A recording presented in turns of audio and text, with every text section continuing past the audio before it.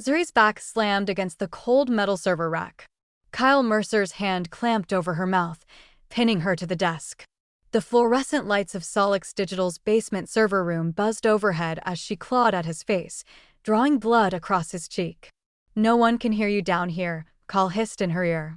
"I warned you what happens when women like you say no." Her chest tightened. The asthma. Her inhaler was 4 floors up in her bag. Panic flooded her lungs as she fought harder, kicking, twisting, but her vision blurred. The roar in her ears drowned out everything. Her body went limp. "This is it," she thought. "I'm going to die on this floor." The server room door exploded inward with a deafening crack. Ji-hun Kang, the CEO she'd only seen in glass-walled meetings, stormed through with murder in his eyes. He yanked Kyle off her and slammed him into the server racks with terrifying precision. Blood sprayed.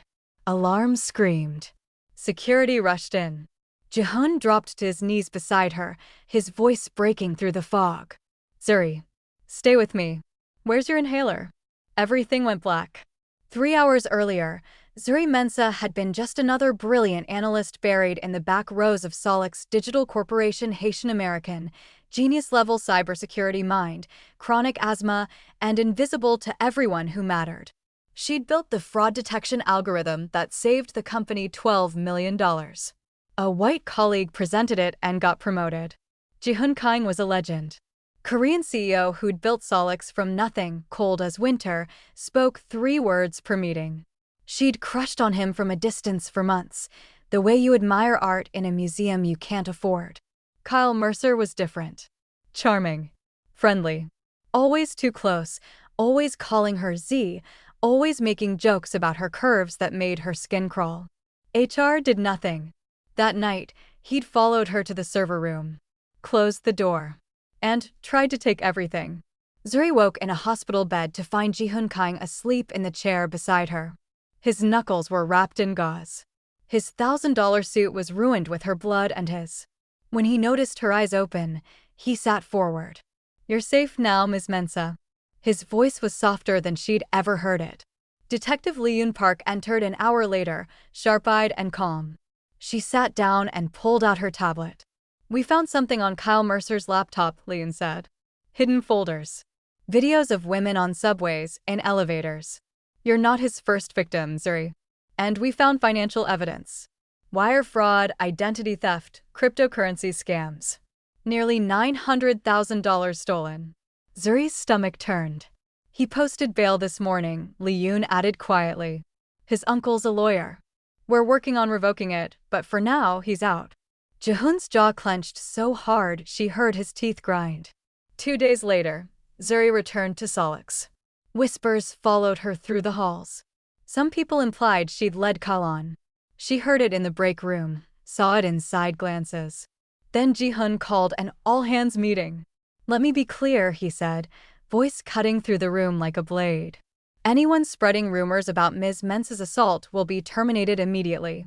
Anyone who makes her feel unsafe will answer to me personally. Are we understood?" Silence. Later, he called her to his office. "I'm offering you a new position," Ji-hun said. "Executive strategist. You'll work directly with me. Private office. Double your current salary." Zuri crossed her arms. "Is this guilt?" "No," his eyes met hers. "I've been watching your work for a year. I should have promoted you sooner. You're wasted back there." She studied his face. "No pity. Just respect." "Okay," she said. "I'll take it." Over the next 3 months, Zuri proved why she belonged. She found a fatal flaw in a proposed merger that would have cost Solix $40 million. She rewrote a security proposal overnight that landed them a partnership with a major Korean bank. And when the board doubted her, she walked into the room and demolished their outdated systems in 10 minutes flat. The deal closed at $2.2 billion. Ji-hun looked at her across the conference table, something like pride lighting his eyes. "That," he said quietly, "is what brilliance looks like." Late that night, they sat in his office sharing takeout. The city glittered below them. "I need to tell you something," Ji-hun said, setting down his chopsticks. "The night you were attacked, I didn't just happen to walk past that server room. I came back to the office specifically to talk to you. I was going to tell you I thought you deserved better than being ignored. Zuri's breath caught. I was almost too late, he continued, voice rough. I've thought about that every day since. Their eyes held. The air between them shifted, charged and fragile. Why didn't you say something before? She asked. Because you reported to me. And I don't abuse power. He paused. That's why I promoted you. So I'd be free to tell you the truth. Which is that I've been choosing you in silence for a long time. She leaned forward and kissed him. Soft. Testing. Real. When she pulled back, he smiled for the first time since she'd known him. Let me take you on an actual date, he said. Okay, she whispered. Yeah, okay. For 2 weeks, life felt almost normal. Zuri moved into the Helios Towers, a luxury high-rise owned by Solix with top-tier security. She and Ji-hoon went on their first date, a quiet Korean restaurant where he taught her to make sam. They laughed. They talked about their families, their dreams, the weight they both carried. Then her phone buzzed. Unknown number. Asterisk, you ruined my life. I'll take something from you next. Asterisk. Her blood turned to ice. Ji-hoon saw her face change. What is it? She showed him. He immediately forwarded it to Detective Park. Lee-yoon called back within the hour. Text traced to a burner phone. Footage shows Kyle Mercer buying it. He missed his bail check-in. He's on the run. Ji-hoon's voice went flat and dangerous. I'm increasing security at Helios. Zuri, you don't leave the building without me or a guard. I'm not living like a prisoner, she protested. I can't protect you if I don't know where you sleep. She saw the fear beneath his control. She agreed. Days passed. Then weeks. Zuri threw herself into work. She and Ji-hoon grew closer, late nights turning into shared confessions and stolen kisses. He told her about growing up poor in Busan, his father's factory closing, clawing his way to America. She told him about her mom cleaning houses, her dad dying without insurance, sending money home to her little brother. They were the same. Hungry. Disciplined. Terrified of wasting their second chance. One night after a board meeting, Ji-hoon pulled her aside. I promoted you to VP of Strategic Intelligence today. Her eyes widened. Ji-hoon, you earned it. But also, he stepped closer. Now there's no question we're equals. So when I say I love you, Zuri Mensa, you'll know it's not because you work for me. It's because you're the most extraordinary person I've ever met. She kissed him hard, right there in the hallway. I love you too, she breathed against his mouth. That night, she floated back to Helios Towers on a cloud. VP. In love. Safe. She approached her apartment door and froze. It was cracked open. Her heart hammered. She dialed Helios security with shaking hands. This is Zuri Mensa in Penthouse 32. My door is open. I need. A hand grabbed her from behind and dragged her inside. Kyle Mercer. Unshaven, wild-eyed, a knife gleaming in his hand. You took everything from me, he snarled. So I'm taking everything from you. Zuri bit down hard on his hand, tasting blood. She ran for the bedroom, slammed the door, locked it. Fumbling for her phone, she called Ji-hoon. Ji-hoon, he's here. Kyle's here. He has a knife. Stay on the line. I'm coming. Zuri, keep breathing. The bedroom door cracked under Kyle's kicks. Once. Twice. The frame splintered. She threw a lamp at him. A book. Fought with everything she had. But he tackled her to the floor, the knife inches from her throat. Not like this, she gasped. Not again. The front door slammed open like thunder. Ji-hoon stormed in, suit jacket gone, eyes black with fury. He grabbed Kyle, wrenched him off her, and threw him into the wall. The knife clattered away. Ji-hoon's fists landed with brutal precision. Bones cracked. Kyle's nose shattered. Zuri staggered up, blood on her lip, and saw Ji-hoon losing himself in rage.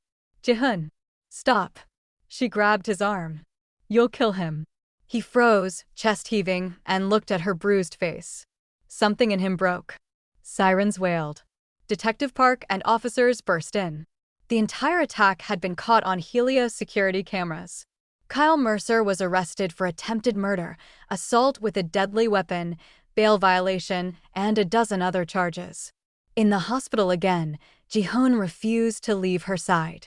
When they were alone, he finally broke down. I almost lost you twice, he whispered, voice shaking. All my money, my security, and he still got to you. Zuri turned his face toward hers. You're here. I'm here. We survived. I love you, Zuri. I've loved watching you walk into rooms you deserve to own. I thought I had time to tell you properly. Then I almost lost you before I said a word. She kissed him, slow and deliberate. I love you too, Jihan. So much it scares me. Come live with me, he said. Not at Helios. With me. Our home. Yes, she whispered. Yes. 6 months later, Kyle Mercer was sentenced to 30 years in prison. 12 other victims came forward. Detective Park shook Zuri's hand outside the courthouse. You didn't just save yourself, Leon said. You helped save all of them. 2 years later, Zuri and Jihoon married in a small Afro-Korean ceremony. Jollof rice sat beside japchae. Her Haitian family danced with his Korean relatives. She wore white. He wore a black and gold hanbok.